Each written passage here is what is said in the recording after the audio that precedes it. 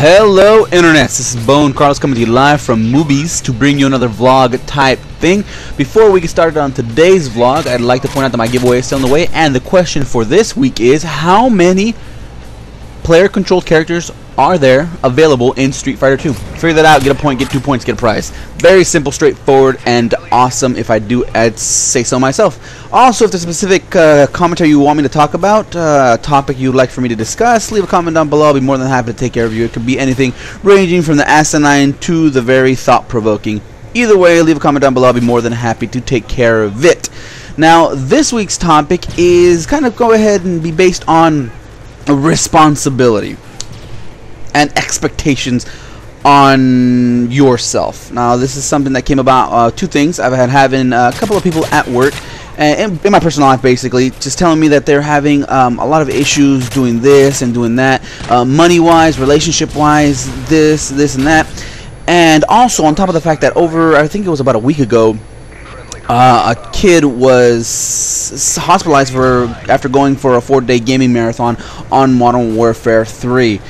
And that's why this whole debate or this whole topic came about, those two things, and it all boils down into responsibility. First off, in my personal life with my friends and coworkers, it basically comes around where they're saying, it's like, hey, I don't have enough money to pay for this, I don't have enough money to do this, this girl or my girlfriend really doesn't trust me, and the more I listen to it, the more it's 9 times out of 10, it's their own fault. Let's go ahead and see about money.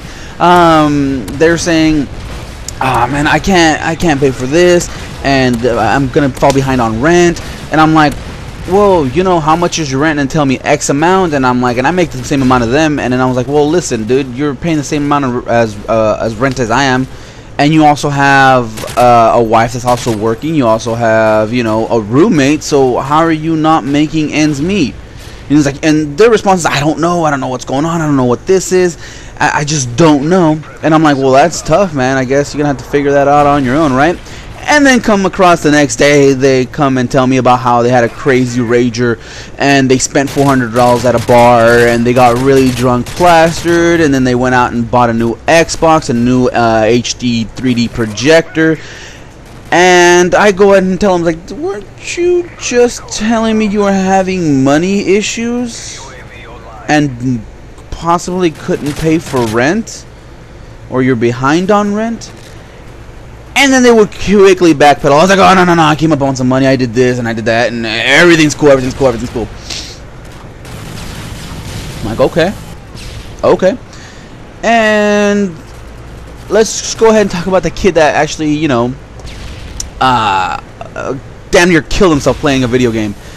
And I know a lot of people are going to spout off and say, well, you know, it's the game's fault for being addicted, it's the kid's fault for being so stupid, it's the parents' fault for not knowing what's going on with their child. And out of those three options, I would go ahead and lay blame mostly with the parents.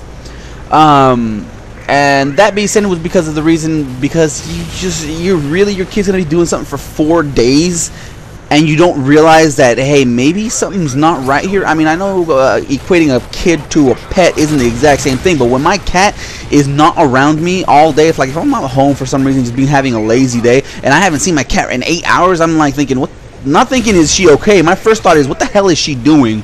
Because I haven't seen her all damn day. And this is the same mindset that you have to have as a parent. Again, it's not the same thing as a pet and a kid, but still, you have a kid, you have someone to take care of, you have another life in your hands. I don't care how old they are. If they're still living with you, it's your responsibility.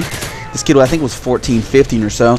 And if this kid is playing video games for 4 days straight, that means that it's over the weekend or some other nature at that point. And as a parent, you're like, wait a minute, he's been in his room for 4 days straight. He hasn't come out of his room for 4 days. Now, I know there's been some reports about how he came out for, you know, shower and drink, and there's been conflicting reports here and there, but still, as a parent, you gotta understand and look at that and say, hey, look at this.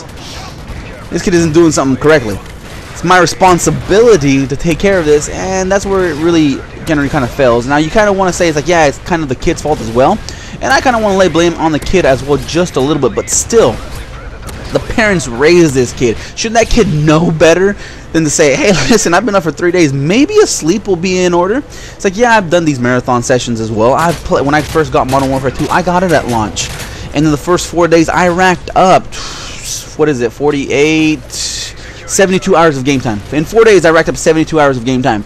That's ridiculous. But in between that, yeah, I slept. I got my sleep in.